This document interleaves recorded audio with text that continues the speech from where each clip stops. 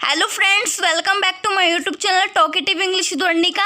जैसा कि आप सभी लोग जानते हैं कि मैंने कंडीशनल सेंटेंसेस से रिलेटेड एक सीरीज़ स्टार्ट की है और आज इस वीडियो का ये पार्ट 3 है। और इससे पहले मैं कंडीशनल सेंटेंसेस से रिलेटेड जो है 2 वीडियोस मैं अपने चैनल पर अपलोड कर चुकी हूँ। अगर आपने वो वीडियोस नहीं देखी है तो आप मेरे चैनल की कंडीशनल सेंटेंसेस वाली प्लेलिस्ट में जा करके वे दोनों वीडियोस देख सकते हैं। ठीक है, वीडियो में मैंने आपको बताया था जो कंडीशनल सेंटेंस से रिलेटेड जो पार्ट 1 मैंने आपको बताया था कि कंडीशनल सेंटेंसेस ऐसे सेंटेंसेस को कहते हैं जिसमें इसमें जो है सेंटेंस की शुरुआत इफ़ से होती है और इफ़ लगा करके हम जो है कंडीशन को प्रेजेंट करते हैं, मतलब कोई शर्त रखते हैं, कोमा लगा करके फिर उसका रिजल्ट बताते हैं। तो ऐसे सेंटेंस को कंडीशनल सेंटेंस कहते हैं। ये मैंने आपको पार्ट 1 में बताया था।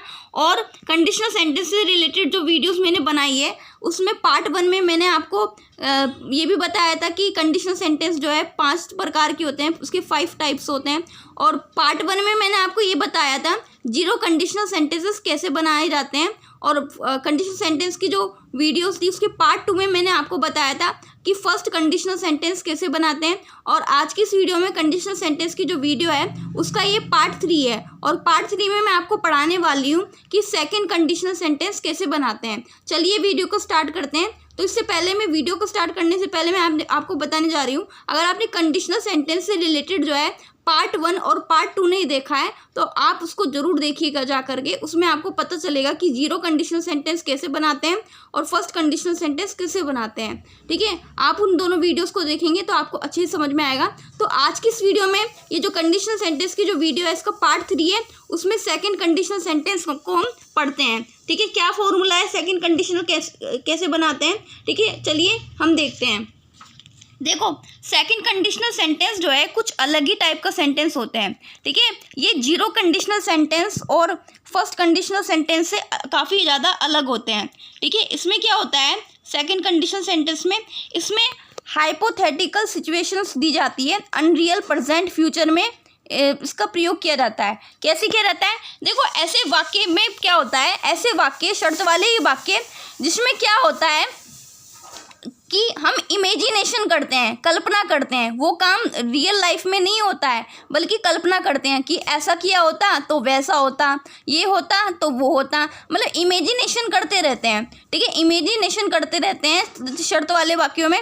तो ऐसे शर्त वाले वाक्य जिसमें इमेजिनेशन करते हैं, जिसमें वास्तविक रियल लाइफ में कुछ नहीं होता है, बस इमेजिनेशन करते हैं, कल्पना करते हैं, तो ऐसे सेंटेंस को हम जो है सेकेंड कंडीशनल सेंटेंसेस कहते हैं। अब इनको बनाने का फॉर्मूला क्या है, स्ट्रक्चर बता देती हूँ मैं, बेसिक स्ट्रक्चर। इसमें क्या होता है, इफ लगाते हैं।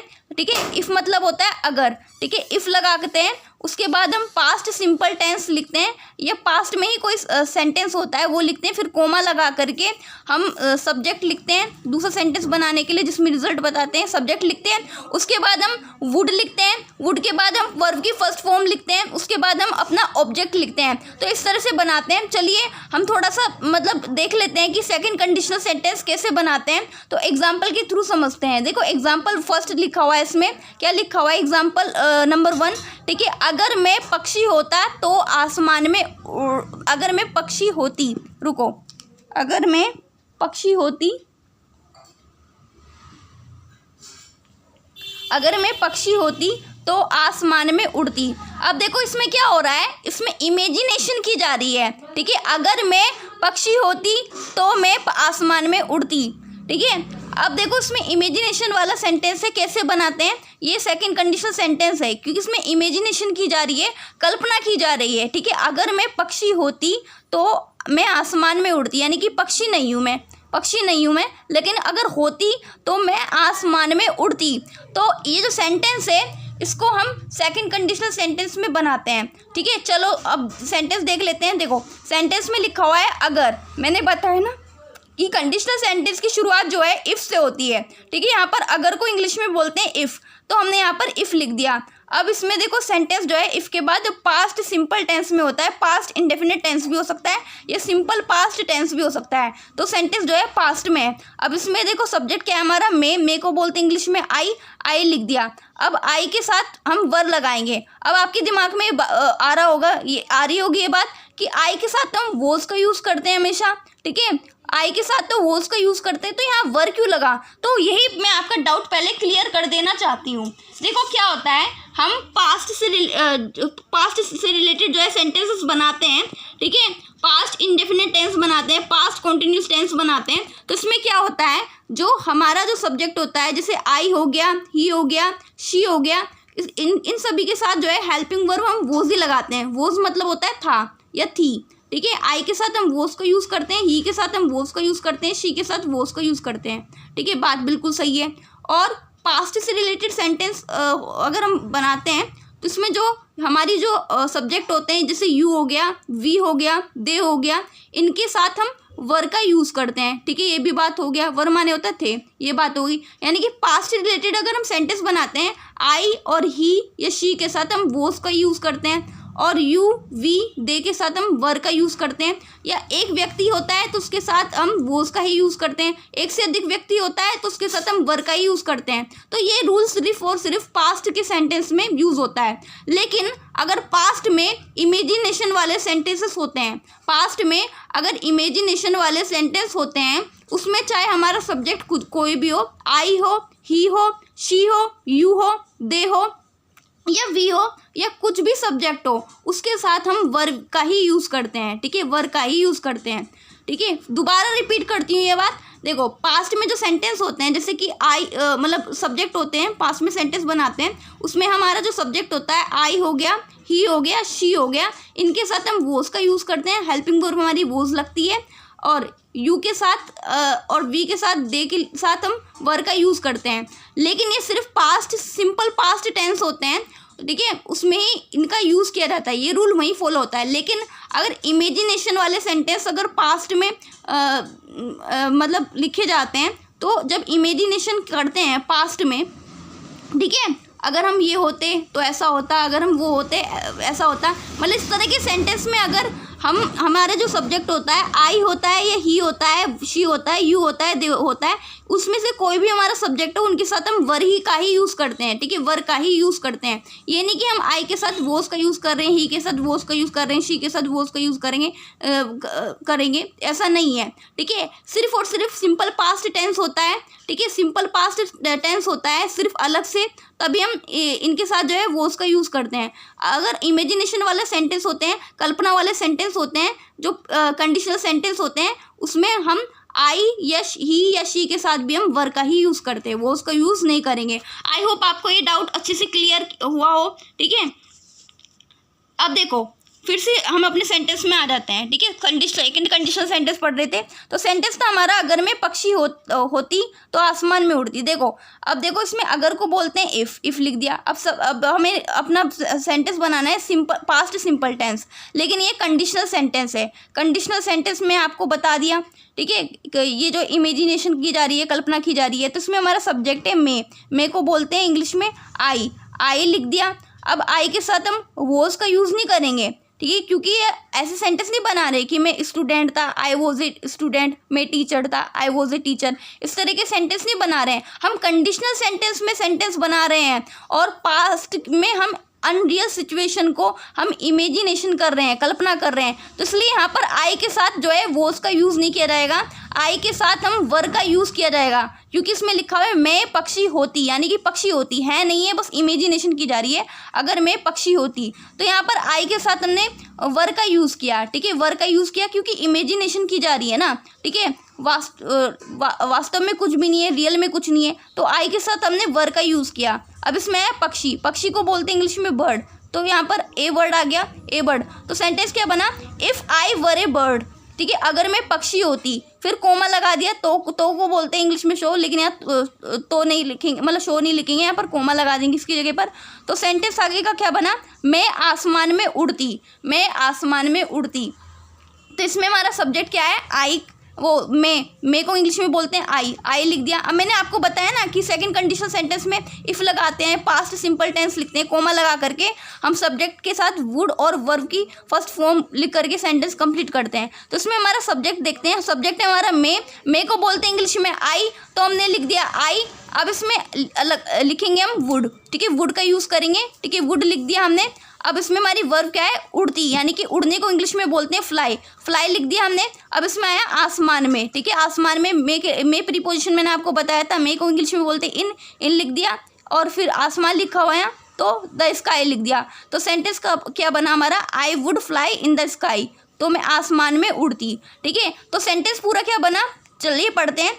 If I were A bird I would fly in the sky, अगर मैं पक्षी होती तो मैं आसमान में उड़ती। तो इस तरह से सेकंड कंडीशनल सेंटेंस का यही फॉर्मूला है, पहले इफ़ लगाते हैं, फिर हम पास्ट सिंपल टेंस लिखते हैं या फिर पास्ट इंडेफिनिट टेंस में से कोई एक टेंस लिखते हैं, उसके बाद कोमा लगाते हैं, उसके बाद सब्जेक्ट लिखते हैं जो भी सेंटेंस में दिया होता है, फिर हम वुड लगाते हैं, वर्ब की फर्स्ट फॉर्म लगाते हैं, फिर ऑब्जेक्ट लिख देते हैं। तो इस तरह का ये फॉर्मूला है सेकंड कंडीशनल सेंटेंस को बनाने के लिए, ठीक है। अब देखो दूसरा सेंटेंस देख लेते हैं क्या लिखा हुआ है इसमें। अगर वे अमीर होता तो वे गाड़ी खरीदता, यानी कि वे अमीर नहीं है, यानी कि इमेजिनेशन की जा रही है, ठीक है। अगर वे अमीर होता तो वे गाड़ी खरीदता, तो इसमें इस सेंटेंस को हम इंग्लिश में ट्रांसलेट करते हैं, ठीक है, बनाते हैं, ठीक है। यहाँ पर लिखा हुआ है अगर को इंग्लिश में बोलते हैं इफ़ लिख दिया। अब इसमें है वे, लड़के के लिए वे के लिए लगता है इंग्लिश में ही, तो ही हमारा सब्जेक्ट हो गया। अब हम ये जो सेंटेंस बनाएंगे ना इफ़ के साथ, ये पास्ट सिंपल टेंस बनाएंगे, ठीक है, यानी कि इसमें आया वे के लिए, लड़के के लिए इंग्लिश में लगता है ही लिख दिया। अब ही के साथ हम वोज का यूज़ नहीं करेंगे, वोज नहीं लगाएंगे, हम वर का यूज़ करेंगे, क्योंकि ये कंडीशनल सेंटेंस है और इसमें इमेजिनेशन की जा रही है। वे अमीर होता है, यानी कि वे अमीर होता है, यानी कि इमेजिनेशन की जा रही है कि वह अमीर होता, ठीक है, अमीर नहीं है। तो इसमें ही के साथ जो है हम वर का यूज़ करेंगे, हमने वर लिख दिया। अमीर को बोलते हैं इंग्लिश में रिच, तो रिच लिख दिया।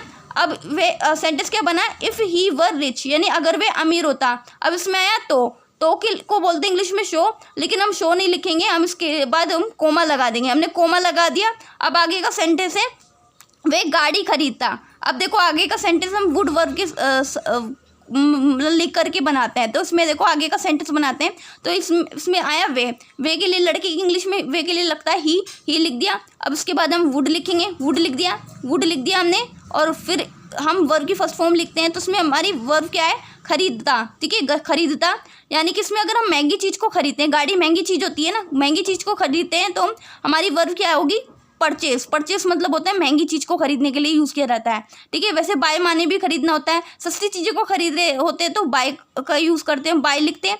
और लेकिन अब हम महंगी चीज़ को खरीद रहे हैं, गाड़ी महंगी होती है, तो इसलिए यहाँ पर खरीदने के लिए हम खरीदने के वर्ब के लिए हम लगाएंगे परचेस लिख दिया।